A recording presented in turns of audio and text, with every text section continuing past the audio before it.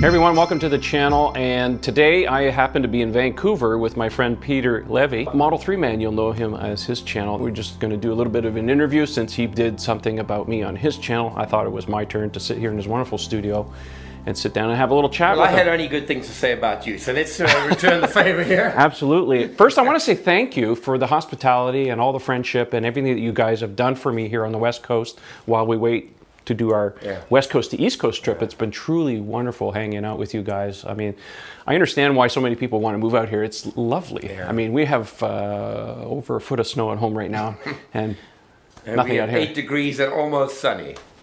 Almost, yeah, exactly. So I thought I'd take this opportunity and just have a little chit chat with somebody on the West Coast about the EV situation. So you have a Model 3 long range. Right. What year is it? So my Model 3 was the first that came out when they were brought into Canada. The first week I took possession of mine on the Wednesday. So it's a long range rear wheel drive only. Had the premium updates, so has the great sound, audio and all the rest of it. But we did not have any choice. And folks have said to me in the channel, why didn't you get the performance version? Why didn't you get the four-wheel drive? We didn't have a choice. It was the only car that was available. Premium updates, you took it or you left it. Exactly. And it was rear-wheel drive. Right. But I'm perfectly happy with it. Right. And I also noticed in your driveway you also have another electric car. Yeah, we have the humble 2012 Nissan Leaf, which has now been consigned to my wife.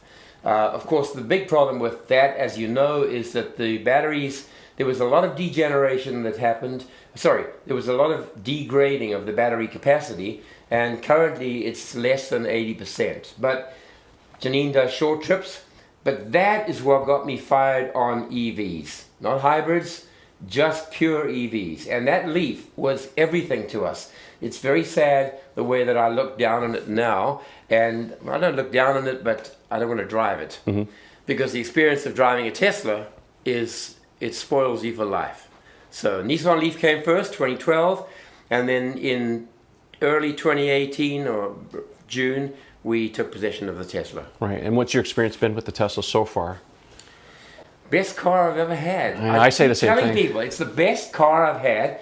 And you know, I get a lot of people on my channel that say, but why didn't you just trade up for the performance version? Or why didn't you go for all-wheel drive because you're here in Vancouver? I honestly don't need it. It's not that I'm averse to flooring it and just going, but honestly, I don't need it. The road holding and the torque control on the rear-wheel drive is superb. So if I upgraded, it might be to the Model Y, but it won't be to another version of the 3. Well, one of my kind fans actually loaned me an SR Plus, and of course, you know, I have to deal with winter and the cold months. So mine's a long-range performance 3, but irrespective of that, I've noticed with this car that the range is more than enough considering the temperatures that are here. I did notice that it charges considerably slower than my car, though. So I found that a little different. Standard range. Yeah. I've tried multiple superchargers around here, and the most I would get out of it is about 72 kilowatt. But most of the time, it was flowing around 56 or so. Whereas mine, it would go like 114 or something. Right. So I don't know if that's just an issue with the car. I don't believe it is. I think it's were they just perhaps urban charges? No. Kept at 75? No. Every single one that I've plugged in so far have been the regular red and white ones with 150 kilowatts. So I think it's just the car, just the way it is. So in short, I've had it for 18 months. Apart from being rear-ended, which was a bad situation, it ended well. And I've never actually given this feedback about that. And let me just say it here, that the company that insured the person who hit me, which was Geico, and I'll give them a shout out here, they covered every single expense. They covered the full cost of repair, they covered the loaner, they covered the hotel, they covered everything without fighting about it. And I got a $5,000 payout for diminished value, and that is why I have enhanced autopilot. I didn't have it. So my question about that, do you have that on your insurance, or did they just give you that? No, I received the check. It was a check for, I asked for $8,000, but remember this is US dollars. I see. So they counted with $5,000, but that was enough to get me enhanced autopilot. Right. Which is why I have it today. Previously, I didn't have any at all. Right. Now, because you have 2 electric cars here, how do you deal with the charging situation? Well, So at the moment we still have the old L2 charger that runs off 240 volts, and it's the one we've used for the Leaf all of the time. I'm just using the adapter that came with the car with the Model 3 when I purchased it. And so if Janine is charging the Leaf, when it's finished, I just pull it out, plug it in. Typically though, I would only charge every 4 or 5 days, so we don't bump into each other a lot. Right. But because that's a common question people will ask. Like, if I buy a second car, like a Model Y is coming out real soon, right? Right. So a lot of people, I already have a 3, I have a Y. Like, how am I going to deal with this? So yeah, I mean, well, for the Tesla, if I'm charging, it's at the most it's about 6.5 hours, and then it's up to 80%. Or right. It's overnight. It's not an issue. Overnight. Right. It's no problem at all. Right. So just out of curiosity, you have a YouTube channel. Make sure you subscribe, by the way. I'm curious, how did you get into this whole thing and parlay that into, your Tesla situation? Right. Some background information. I have a digital photography school. I've been running that for 19 years, since 2001. And I teach people photography, cameras, editing, Lightroom, Final Cut. And so I've had a background in that. So it was not a very big leap to switch to creating videos about the car and uploading them to YouTube. But look, we all get our inspiration somewhere, and this is the man. Oh, please. This is the guy who fired up my enthusiasm because I said, well, he's Canadian. He's got thousands of people following him. And seriously, your channel inspired the idea to get online. And of course, there's also a bunch of others that I love to pay tribute to, and particularly Zach and Jesse, who to me are one of the hardest working Tesla YouTube teams that are out there, and they do a great job. So for Canada, Trevor's got it all sewn up. For America, I just personally love Zach and Jesse, their work ethic, the coverage, the in-depth detail that they go to, and honestly, those are the things that inspired me. And so the fact that I have the ability to edit and to do things with it means that most people don't realize that up to this point, I've just used an iPhone to film all the episodes. So everything, the interviews, the products, it's all been on an iPhone. But I've just pulled the trigger on a Fuji. I've got to say this. This is a Fujifilm X-T4. If you guys have not seen that camera, and it only came out 2 days ago, go and Google it. Go on YouTube and have a look. I think this will be a winner. I know Sony's got it all sewn up in terms of vloggers, but the Fuji X-T4, go take a look. Yeah, I have to take a look. I mean, I'm always looking at different camera gear and changing things around and stuff. But yeah, the iPhones are fantastic. Matter of fact, if you haven't seen the latest video by Matty Hapoya, who did a whole vlog, nothing but on an iPhone, it'll blow your mind. Definitely check it out. I'll put a link down in the video description. You guys can check it out. It's not a secret that I'm one of the old guys. But it's incredible to be able to have a total new lease on life. This car got me excited and got me fired up like nothing has ever happened before, excepting getting married to Janine. So we must say that here.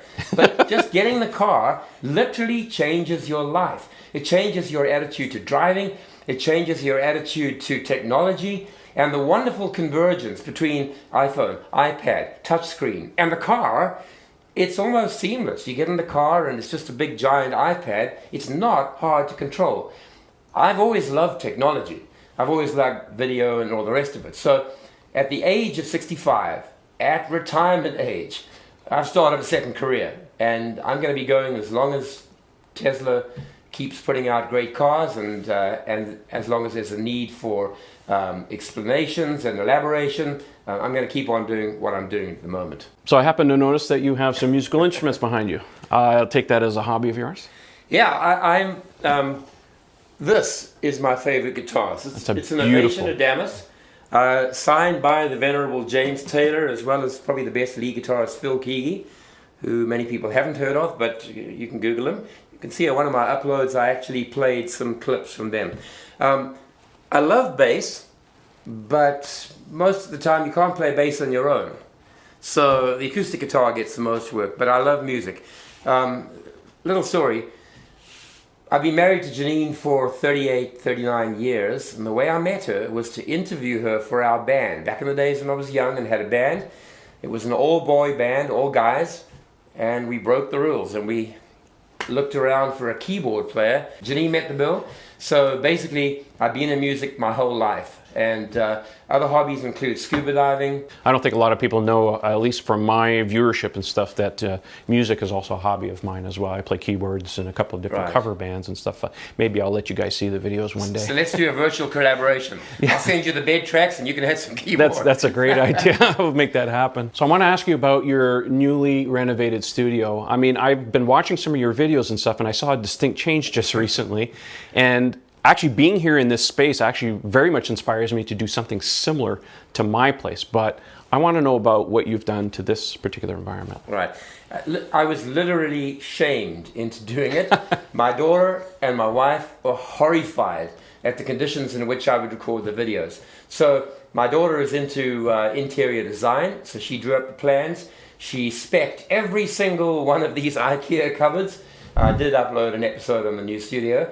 The point is this: when your surroundings are beautiful and they look creative, you feel more creative. And I remember sitting sometimes in front of my desk and everything was all over, and my wife was horrified that I would record with all the crap lying around. And as soon as we got this into place, it's made such a difference. You feel a sense of pride. You feel a lot more creative. Your environment manages to influence your creativity. And so I'm thrilled with it. Janine says, keep it that way. So Peter, I want to say thank you for joining on the channel and doing this little impromptu interview and stuff. And I also want to say thank you for doing some sightseeing with me yesterday. Obviously, you're very close to Lynn Canyon. Lynn Canyon. Yeah, so we're going to go and do that here this afternoon. I'm really looking forward to that. And maybe tomorrow I'll be able to chance to go and look at the Capilano Bridge, which is something I have to do. I was actually in Whistler a couple of days ago, and that was just completely blew my mind to be out here in this environment. So there's intense rivalry between the Lynn Canyon and the Capilano Canyon, because they charge money for you to go have a look.